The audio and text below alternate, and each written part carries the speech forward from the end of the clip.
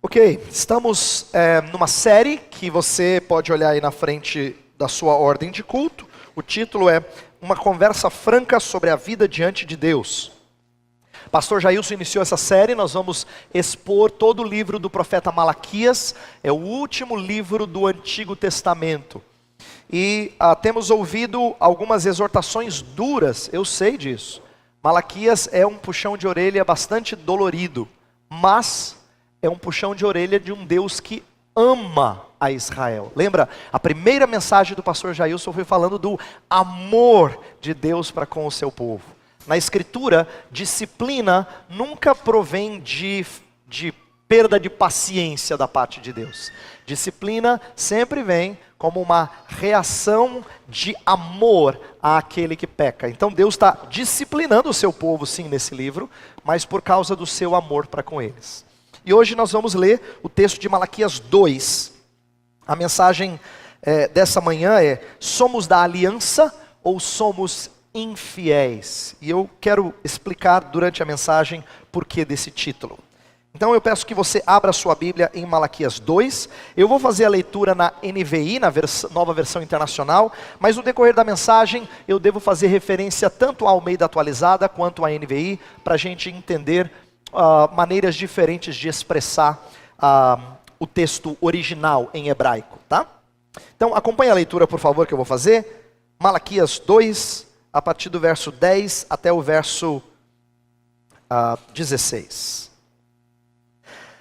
Não temos todos o mesmo Pai? Não fomos todos criados pelo mesmo Deus? Por que será então que quebramos a aliança dos nossos antepassados, sendo infiéis uns com os outros? Judá tem sido infiel. Uma coisa repugnante foi cometida em Israel e em Jerusalém.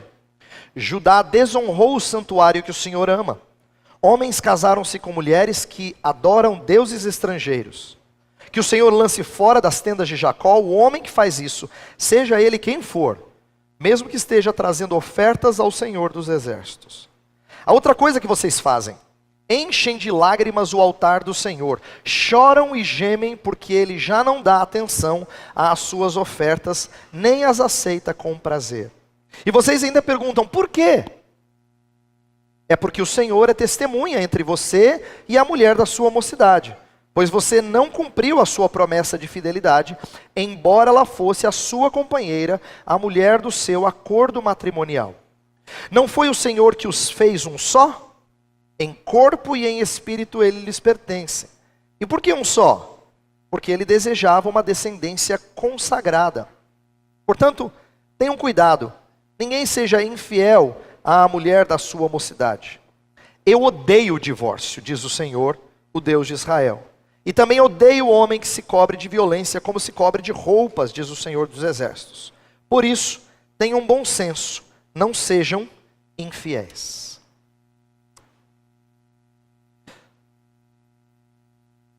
Eu quero que a gente pense no seguinte tema inicial dessa mensagem: de que problemas familiares representam infidelidade para com Deus.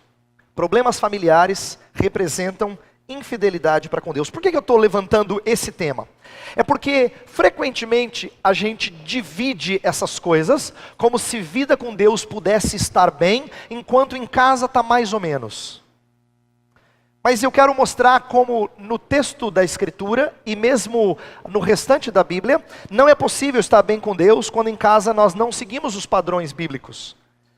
Se tem brigas e discussões que fazem parte da nossa vida familiar, a gente não pode dizer que em casa o clima está ruim, mas com Deus, graças a Deus, está bem, viu, pastor? Tá. Mas a gente faz essa distinção. Tem muita gente que faz. Olha, em casa não está muito bem, mas com Deus, eu e Deus, tá, graças a Deus está ótimo.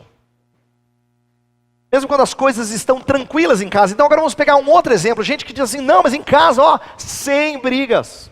Não, tá, um clima de paz, tranquilidade. Graças a Deus, viu, pastor? Passou aquela fase difícil, não tem mais brigas, não, o clima está muito bom. Existe um ambiente pacífico, ou eu estou em paz. Isso não é sinônimo de bem-estar com Deus. Afinal, o bem-estar com Deus tem que ser resultante da nossa relação pactual com Ele. Isto é, de como é que a gente vive enquanto membros do povo da aliança. Então eu quero dar um exemplo de como é possível estar ambiente pacífico em casa e as coisas não estarem bem com Deus. Quando filhos têm pouco ou nenhum apreço por Deus, por nossa negligência enquanto pai, pode estar tudo pacífico em casa, mas não está bem com Deus. Nossa vida na aliança não vai bem. O nosso texto de hoje vai mostrar duas situações em que os problemas de casa mostram que o nosso relacionamento com Deus está mal. Muito mal. Duas situações específicas. Vai falar de casamento com pessoas que são de outra fé, casamento dos judeus com aqueles que não criam no Deus de Israel. E o outro tema são os divórcios que aconteciam sem que houvesse qualquer falta ou culpa de uma das partes. Então, dois temas que infelizmente têm se tornado parte da vida de muitos evangélicos. Casamentos com descrentes e divórcios sem razão justificada. Esses problemas de âmbito familiar são exemplos de infidelidade pactual. Então, no texto que a gente acabou de ler, Malaquias está dando uma sequência àquilo que o pastor Jailson expôs no domingo passado. No domingo passado, ele trabalhou um texto que focava principalmente no pecado dos sacerdotes.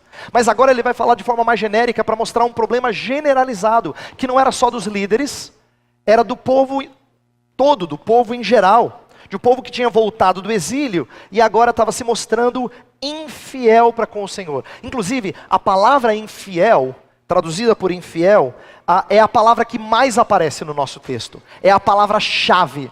Deus está mostrando que o povo estava sendo infiel. Por quê?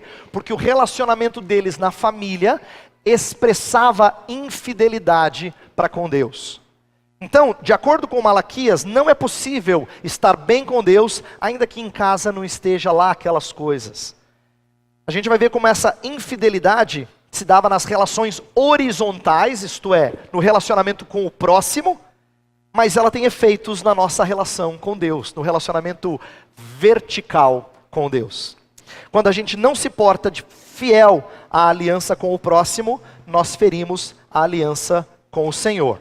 Então eu quero olhar para isso, para esse texto, e nós vamos dividi-lo em duas partes. Primeira parte, que vai tratar primordialmente de casamento com mulheres que eram de outra fé, eram idólatras, o texto vai falar de idolatria, vai do verso 10 até o verso 13. E na segunda parte a gente vai tratar do problema do divórcio, que é mencionado no texto, que vai do 14 até o 16. Então vamos olhar para essas duas partes e ver como é que Deus pode nos ensinar por esse texto. Então, a primeira coisa que eu quero destacar é que havia um desprezo para com a lei de Deus. Veja como é que Deus começa argumentando para mostrar isso. Olha como é que ele começa argumentando no versículo 10. Não temos todos o mesmo Pai? Não fomos todos criados pelo mesmo Deus? Por que essa ênfase? Por que ele começa falando de Pai e de Criador? Eu creio que porque ele quer se referir duplamente à soberania que ele tem sobre o povo.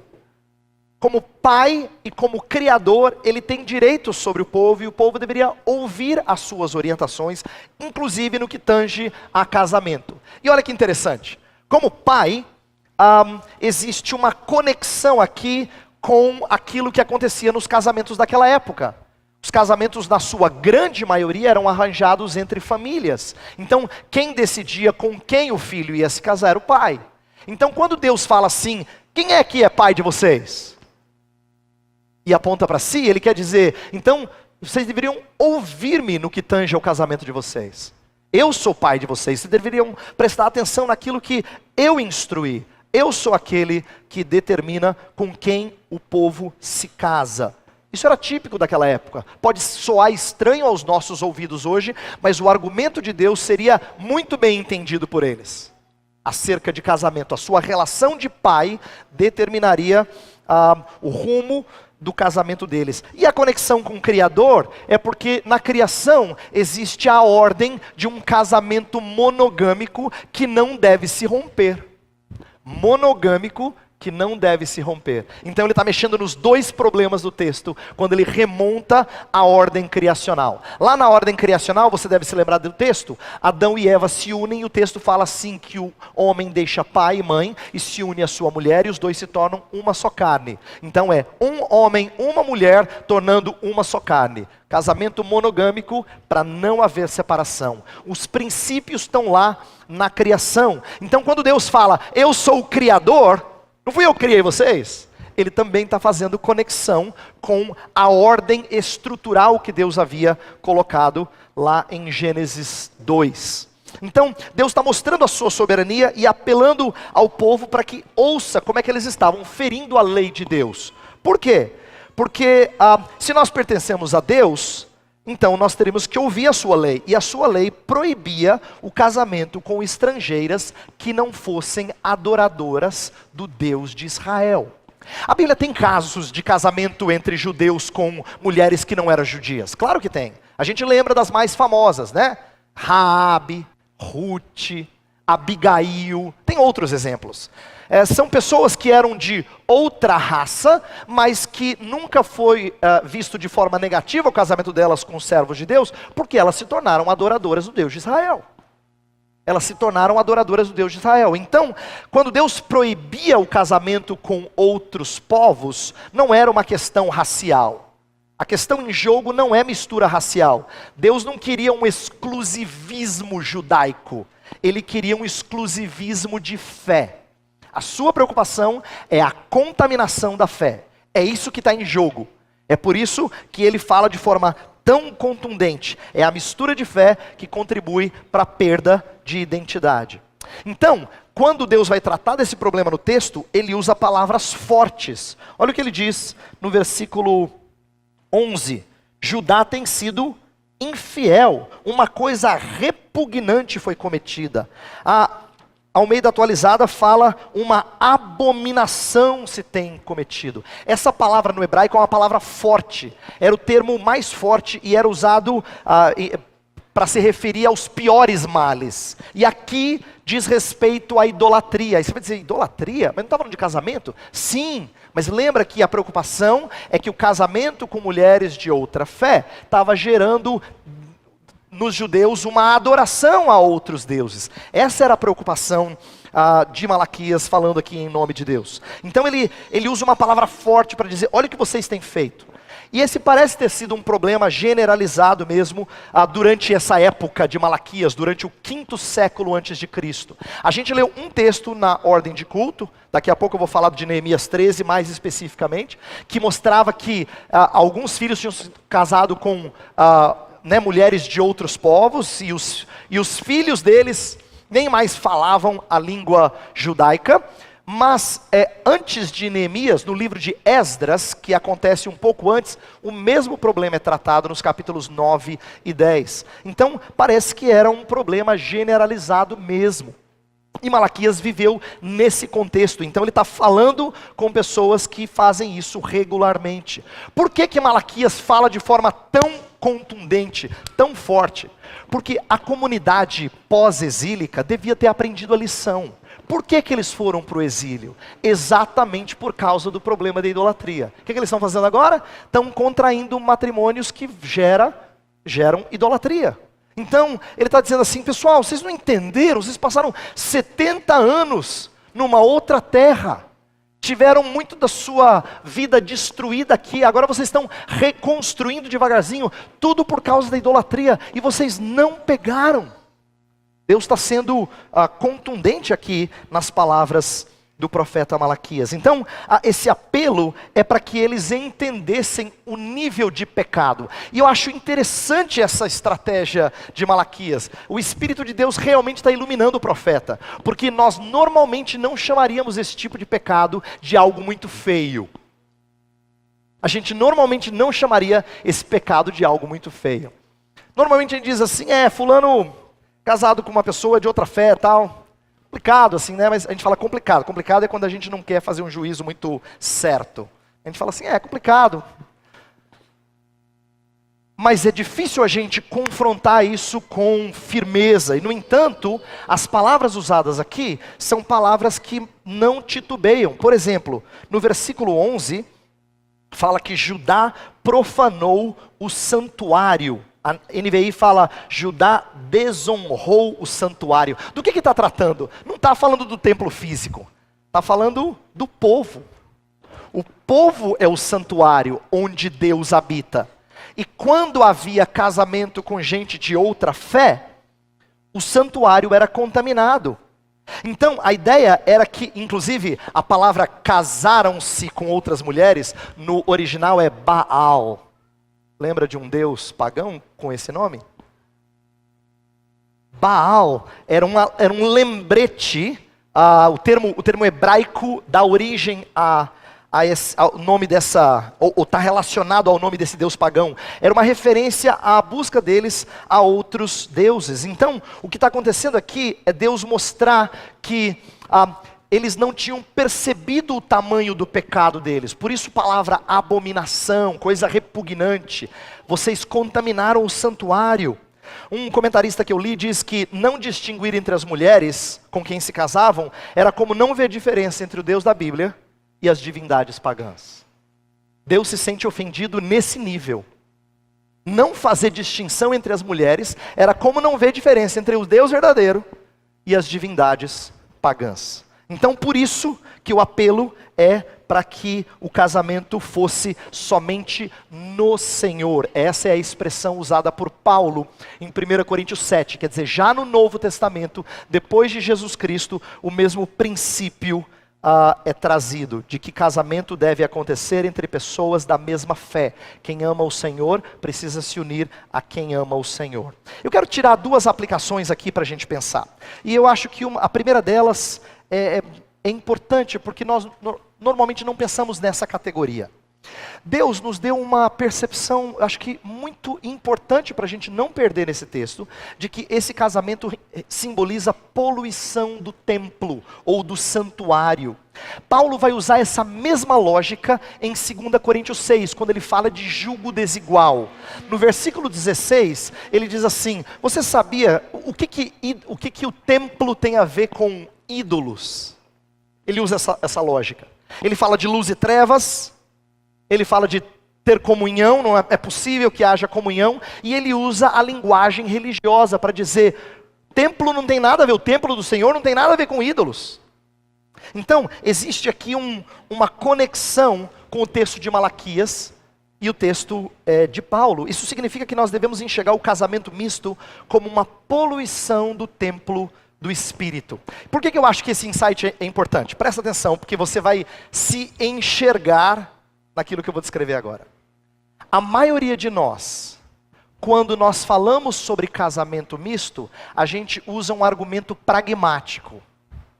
A gente fala assim, então, eu sei que algumas pessoas se casaram com descrentes e depois ela veio a crer, mas a grande maioria não vem a crer. Eu já ouvi até analogias interessantes e válidas em algum sentido. Você diz assim, você embarcaria numa aeronave que 9 dos 10 aviões caem? 9 dos 10 aviões, e aí a lógica é claro que não. Então, é muito comum nós falarmos sobre o perigo de entrarmos em matrimônio com gente de outra fé de forma pragmática, mas eu quero dizer para você uma coisa. Deus não argumenta assim. Ele não argumenta assim. Por quê? Porque a questão não é se o casamento deu certo ou não deu certo. A questão é que mesmo que o casamento tenha dado certo, é poluição do santuário. É contaminação do santuário. Mesmo quando dá certo, o casamento não tem tantas crises. Não, a gente vive até que bem, pastor. Ele não enche minhas paciências. Mesmo quando aparentemente dá certo, o texto bíblico diz que isso é poluição do santuário. O argumento bíblico é quando nós nos unimos a quem é idólatra, quem não adora o Senhor, e quem não adora o Senhor adora outra coisa, e a Bíblia chama isso de idolatria. Quando a gente faz isso, nós contaminamos o templo. Por quê? A gente perde o propósito do casamento. O propósito do casamento é união no Senhor para espelhar a união com o Senhor. Nós nos unimos no Senhor, isto é, casamento acontece quando há união de duas pessoas que creem no mesmo Deus, para que a gente expresse união com o Senhor. Então, não importa se o casamento até que vai bem, existe poluição do santuário. Deus não argumenta com estatística. Ele diz que por princípio é pecaminoso. Por princípio é equivocado. A segunda coisa que eu acho que a gente pode trazer daqui, e tem a ver com o que acontecia nos dias de Malaquias, tem a ver com o que acontece hoje, é que esse é um problema mais difícil de ser vencido do que às vezes a gente assume ou crê. Por quê? Porque Malaquias, pelo que me parece, pelo estudo que eu tenho feito aqui, Malaquias viveu um pouquinho antes de Esdras. E ele faz a exortação desse problema que a gente está lidando. Depois Esdras vem e faz uma exortação também, e existe um conserto de pelo menos parte desse problema. Neemias vem depois de Esdras, e Neemias vai de novo mexer nesse problema. Só que agora Neemias faz de forma mais incisiva. Agora você consegue entender um pouquinho melhor, porque ele diz assim: eu bati em alguns deles, arranquei os cabelos deles. Porque é a terceira vez que de forma enérgica esse problema está sendo tratado na mesma geração. Sabe de uma coisa? Eu aprendi que parece que esse é um padrão. Paulo instruiu sobre casar no Senhor em 1 Coríntios. Quando ele escreve 2 Coríntios, ele fala do mesmo problema, só que agora de forma mais incisiva. Por que será? Porque é um problema mais difícil de vencer do que a gente pensa. É uma coisa que não muda com uma mera exortação. Eu rogo a Deus que essa mensagem desperte você a rever seus conceitos, se essa é uma área ainda difícil para você.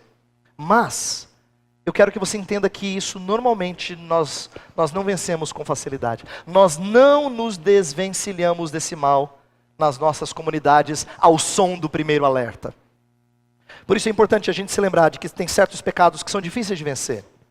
E às vezes a gente precisa exortar de novo, e de novo, e de novo. Tem coisas assim na vida da gente, que é difícil vencer. E a gente vai ver um pouquinho mais adiante por que é difícil vencer. Porque isso mexe muito conosco. Mexe com nossos sonhos, com nossas paixões. Continuando o texto, no versículo 12 e 13, aqui Malaquias vai mostrar que o povo estava sendo disciplinado e não estava percebendo. O povo estava sendo disciplinado e não tinha pegado. Veja por quê. Versículo 12 diz assim: que o Senhor lance fora das tendas de Jacó o homem que faz isso, seja ele quem for, mesmo que esteja trazendo ofertas ao Senhor dos Exércitos. A outra coisa que vocês fazem: enchem de lágrimas o altar do Senhor, choram e gemem porque já não dá atenção às suas ofertas, nem as aceita com prazer. O que Malaquias faz no versículo 12 é rogar uma disciplina do Senhor para com o povo. Isso parece que já estava acontecendo mesmo, porque o povo oferecia sacrifícios e Deus não abençoava. Então eles diziam: gente, não estou entendendo, a gente está oferecendo sacrifícios e Deus não está correspondendo, o que está acontecendo? Aí eles choravam, lamentavam, mas parece que eles choravam antes, na hora de oferecer o sacrifício, para que Deus se comovesse, e choravam depois, quando viam que não tinha resultado espiritual. O que isso mostra? Mostra que o povo já estava aderindo a um jeito idólatra de prestar culto. O povo já estava aderindo a um jeito idólatra de prestar culto. Eu digo por quê? Duas razões. Primeiro, eles estranhavam Deus não receber as ofertas, porque no meio pagão se cria que os deuses, eles tinham poder para muita coisa, mas não para alimentarem, para se alimentarem, não para buscar comida. É por isso que as ofertas nas religiões pagãs sempre eram ofertas ligadas à alimentação, porque isso os deuses precisavam. Então eles não rejeitavam a oferta, mesmo que o ofertante fosse imoral, porque eles precisavam disso. Essa era a cabeça de um adorador pagão. Ao que parece, o povo de Deus passou a pensar desse jeito, porque eles dizem assim: como é que Deus não aceita a nossa oferta? O Deus de Israel não precisa do seu pão. Ele não precisa do seu alimento. Mas a outra coisa que eles faziam, que também é próprio de paganismo, é que eles choravam, eles expressavam um grande apelo emocional na hora de prestar a sua oferta, né, trazer a sua oferenda. E isso também era típico de outras religiões. Existem alguns textos nos profetas do Antigo Testamento que mostram que os homens de outras religiões, eles faziam assim mesmo. Eles tinham um grande apelo emocional para que os deuses se comovessem. E o Deus de Israel não se comove. Mas aqui vem outra aplicação para nós, para que ver que às vezes nós também nos aproximamos do Senhor com uma mentalidade pagã. Nosso relacionamento com Deus é marcado por emoções fora de lugar. Eu quero dar 2 exemplos de como às vezes as nossas emoções estão fora de lugar. A primeira é que quando a gente adora com uma intensidade de fervor e emoções, achando que isso vai expressar devoção a Deus, a gente acha que Deus vai ficar comovido com o nosso coração assim, cheio de emoções, não é? Deus vai olhar e falar assim, uau, esse cara me ama mesmo, hein? Ó, lágrimas correndo dos olhos. Olha só. Fecha os olhos, fica pensando no céu, é coisa linda. E Deus vai ficar lá de cima dizendo, Esse texto mostra que Deus não se comove com a sua lágrima. Deus não se comove com a sua lágrima. Deus não é abalado pelo seu e pelo meu emocionalismo. Infelizmente, muitos evangélicos têm perdido isso de vista. É por isso que os cultos deles, quanto mais emotivo, mais devoto parece ser. Quanto mais emotivo, mais crente foi. Eles estão adorando como pagãos. Eles estão adorando como pagãos. Mas tem um segundo jeito de nós expressarmos emoções fora de lugar. E talvez você se identifique com essa. Porque poucos de nós escapam dessa acusação que eu vou colocar agora. Há pessoas que lamentam o relacionamento quebrado com Deus e choram, mas pelas razões erradas. Talvez você já tenha sentido isso, talvez você já tenha visto isso na vida de pessoas que você tenta tirar do mau caminho. Você exorta e ela fala, puxa, eu estou muito chateado, realmente eu não devia ter feito. Ela pode até chorar, se emocionar. E se não chorar, ela mostra uma tristeza profunda. Ela está triste por ter trilhado um mau caminho. Mas a tristeza dela está fora de lugar. Por quê? Porque a Bíblia fala que a gente tem que chorar pelos nossos pecados. Não porque Deus não está nos abençoando.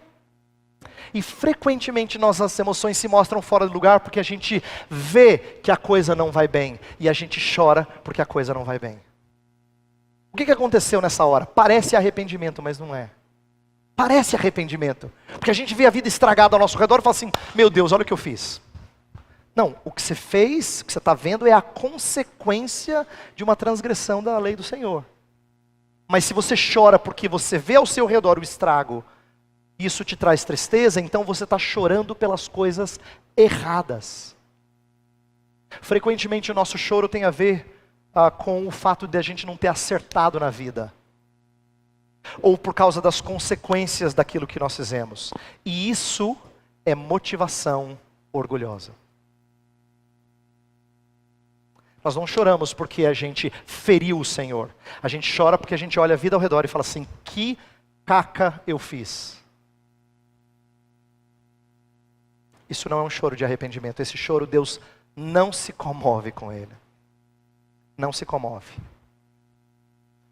Nós deveríamos lamentar sim, mas nossas emoções não tinham que estar fora de lugar, tinham que ser porque nós ferimos o Senhor e fomos infiéis à sua aliança. O segundo problema do texto tem a ver com o desprezo da mulher da mocidade. A partir do versículo 14, a Malaquias fala sobre o problema do divórcio. E ele diz assim no verso 14, e vocês ainda perguntam por quê? É porque o Senhor é testemunha entre você e a mulher da sua mocidade. Pois você não cumpriu a sua promessa de fidelidade, embora ela fosse a sua companheira, mulher do seu acordo matrimonial. O que está acontecendo aqui é que Deus agora vai usar uma outra analogia. Uma outra analogia. Ele vai falar, inclusive eu gosto da tradução Almeida atualizada, que vai falar que ela é a mulher da tua aliança. No finalzinho do verso 14 fala, a mulher da tua aliança. A primeira coisa que a gente aprende nesse texto é que casamento é uma aliança. É uma aliança. E por que essa palavra é importante, a gente entender casamento como uma aliança? Porque Deus se apresenta como testemunha do casamento. O que é isso? O que significa ser testemunha do casamento? A gente está tão desacostumado com a linguagem de aliança que a gente perde de vista o que uma testemunha faz. Primeiro que muitos de nós casaram num sistema de padrinho. E segundo, que vários de nós entendem que testemunha é parecido com aquilo que alguém faz quando vai num tribunal assim. Ele vai falar de alguma coisa que viu ou ouviu. Mas não é isso que uma testemunha fazia numa aliança. O que uma testemunha fazia numa aliança, atenção, é garantir que as partes que entraram em aliança cumprissem o seu dever. Ela era uma mantenedora da aliança. A testemunha de uma aliança era aquela que dizia assim, não, eu vi você se comprometer com ela. Eu estava lá, eu estava mesmo. Né? Eu vi você se comprometer com ela. Então eu tenho que cobrar que você cumpra os seus deveres para com ela. Então, quando Deus fala que Ele é testemunha da aliança que você fez com a mulher da sua mocidade, Ele está dizendo, eu estava lá e eu sou o mantenedor disso. Como é que você cogita separar-se dela? O texto não diz claramente por que eles estavam separando. É possível que as mulheres que os judeus estavam desprezando fossem mais velhas, que eles estivessem trocando por moças mais novas, é possível. Inclusive, Provérbios tem um alerta sobre deleitar-se na mulher da sua mocidade. A ideia de que a mulher que você conheceu jovem. Mas tem um outro aspecto aqui no texto. Mulher da mocidade não é só a mulher com quem você casou quando você tinha 20 e poucos anos, não é isso? Tem a ver com, inclusive o texto original de Malaquias é a mulher da sua infância, tem a ver com quando o contrato entre os pais foi feito. Aquela mulher prometida estava lidando principalmente com os casamentos que eram arranjados e que era a primeira esposa desses. Você deve saber, se você leu a Bíblia um pouquinho, que havia poligamia no período do Antigo Testamento. E Deus, em muitos casos, não repreendeu isso, não mostrou que isso fosse pecaminoso. Há casos em que era, na verdade, até redentor, quando um homem assumia uma mulher cujo marido morria e ela não tinha sustento. Mas, o ponto que eu quero destacar aqui é que a primeira mulher era considerada aquela com quem a aliança nunca podia ser quebrada. Tanto é que Neemias vai sugerir uma coisa que para nós é estranha. Neemias vai sugerir que eles se divorciem das mulheres estrangeiras e permaneçam com a mulher da sua mocidade. Porque a ideia de que era uma aliança inquebrável. Então, isso nos ensina que havia um problema ali. Eles tinham se esquecido do que significa aliança no casamento. É possível que a motivação de troca de mulheres fosse uma motivação sexual, é possível. Mas um comentarista, de forma bastante perspicaz, diz que talvez tivesse motivações financeiras também. Esse é um povo que tinha voltado do exílio, estava recomeçando, muito pobre, não tinha recursos. E casar na cultura oriental antiga significava herdar recursos. Captar recursos, fazia parte do acordo matrimonial. Então talvez eles tivessem interesses financeiros também para trazer isso e compor a sua renda que não era muito boa. Não importa qual seja a motivação, eu acho que uma implicação importante para nós, e temos que pensar nisso, é pensar assim, o que sustenta a nossa aliança com alguém? Quando a gente faz um contrato com alguém, não pensa só em casamento agora não, a gente faz um contrato com alguém, ou quando a gente se casa com alguém, quando a gente tem uma aliança com essa pessoa, o que sustenta? Eu digo isso porque frequentemente nossos relacionamentos são segurados por interesses. Interesses, os mais variados. Não necessariamente interesse financeiro, nem só sexual, mas interesse. Por exemplo, você muitas vezes deixa de manter uma amizade quando ela não é mais interessante.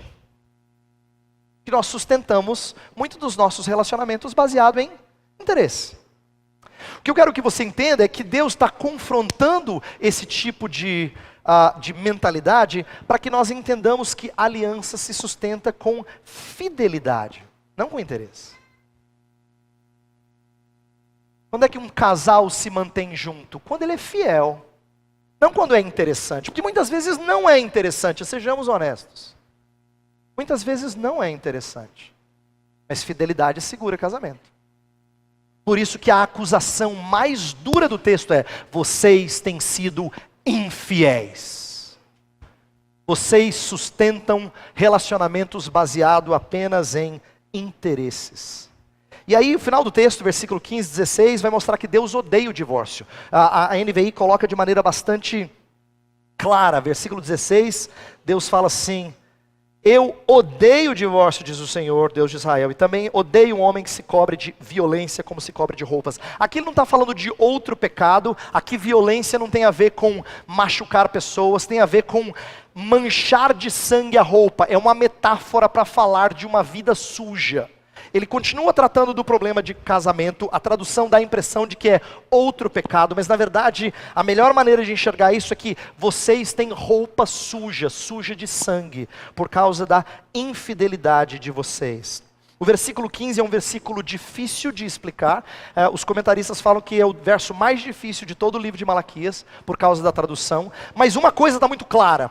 No final do verso ele fala que ele desejava uma descendência consagrada e que eles não fossem infiéis à mulher da sua mocidade.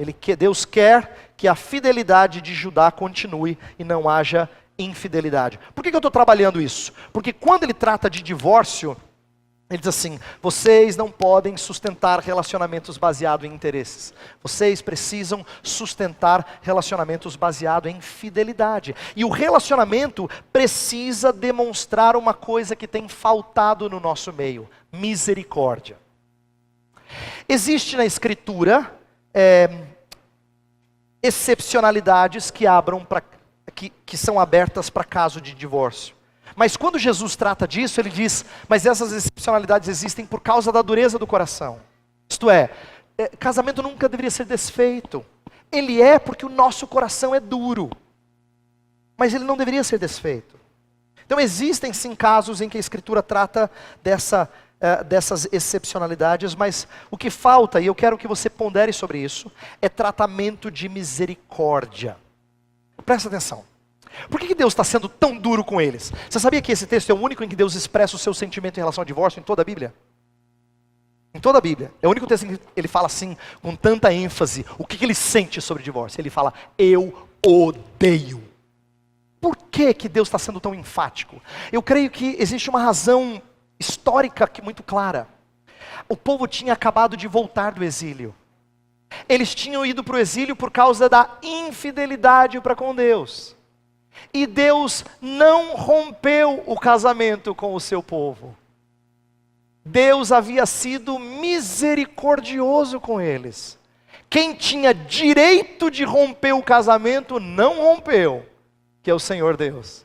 Então agora, esses homens que não tinham razão qualquer de se separar de suas esposas, da mocidade, estavam se separando. Deus está mostrando a inconsistência deles. Isso acontece não só com a geração de Malaquias, acontece conosco. Porque nossos relacionamentos não têm sido repletos de misericórdia. É por isso que eu falo disso, eu já falei disso antes. Se nós fôssemos tratar as pessoas baseado em justiça, a gente não teria muitos amigos muito tempo.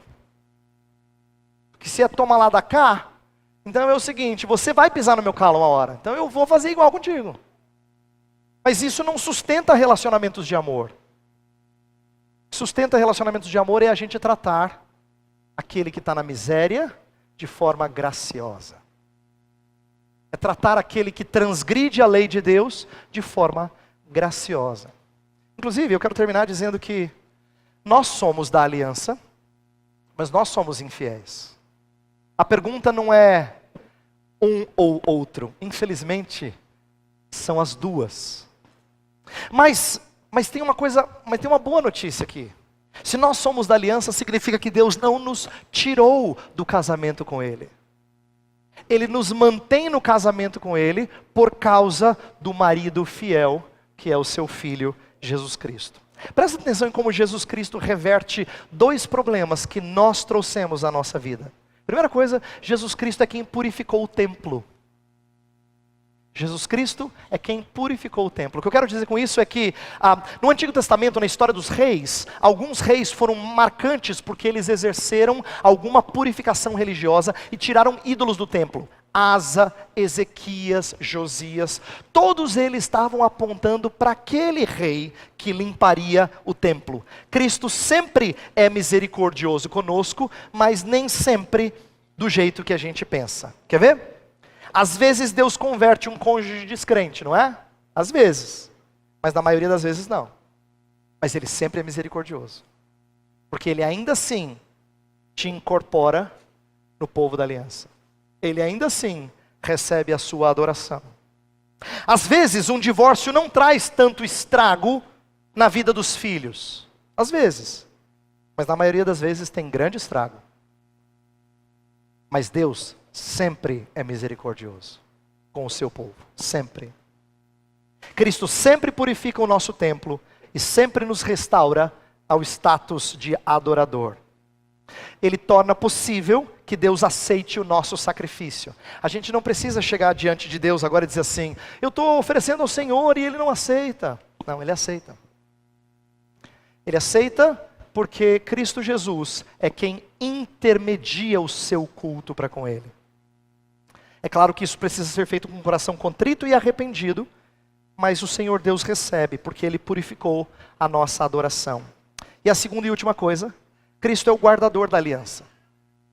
Ele é que se manteve fiel à aliança, para nos preservar como parte da aliança. Então, ainda que a gente seja infiel, Ele é o marido que compensa. Ele é o único que de fato faz isso. A gente não consegue fazê-lo. A gente tenta, mas está errado. Ele faz. Ele compensa porque Ele opera não só justiça, Ele opera misericórdia quando Ele casa conosco. Justiça porque a nossa infidelidade merecia morte. Na lei do Antigo Testamento, a infidelidade da mulher mereceria morte. Pois na verdade quem morre não é a esposa, não é a noiva, é o marido. Ele é justo. Ele aplica a lei sobre si, para que você não seja castigado pelo pecado que você merece ser castigado. Mas Ele te recebe como parte dessa aliança. E Ele se casa contigo de forma inseparável. Eu quero que você pondere sobre isso. Que você pense na maravilha que é ter um Deus que promete nunca se divorciar de você. Ainda que várias vezes você tenha agido como esposa infiel. Eu vou orar para que Deus abençoe a nossa igreja. Para que a gente continue sendo o povo da aliança. Mas não permaneçamos infiéis. Eu vou orar para que Deus coloque alguns desses conceitos que a gente falou aqui em prática, que a gente converse sem medo sobre casamento misto ou divórcio e sejamos enfáticos, misericordiosos, mas enfáticos. Porque a Escritura quer muito o nosso bem quando ela ensina essas coisas. E eu sinto que alguns de nós cresceram sem ouvir esse bom conselho.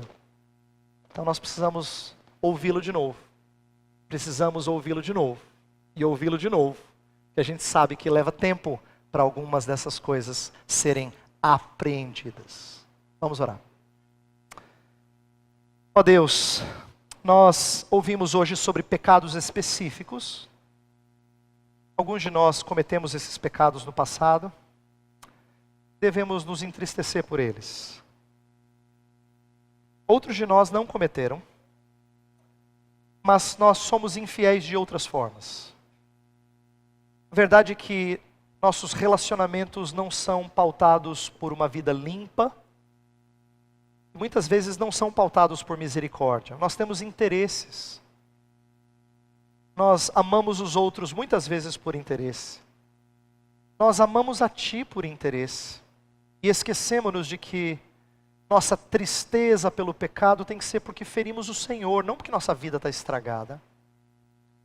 Nossa tristeza pelo pecado tem que ser resultante de quem te ama, e de quem está profundamente triste de ter te ofendido. Nós precisamos de gente assim, Senhor. Então, constrange o teu povo nessa manhã. Se necessário, Senhor, eles chorem. Mas não de vergonha. Não porque a vida está um caos. Mas porque te ofenderam. Nós te amamos, Senhor. E o nosso amor é muito, muito frágil. Por isso nossa oração é que o Senhor nos ajude, nos socorra e nos auxilie a te amar como esposa fiel. Oramos em nome de Cristo. Amém.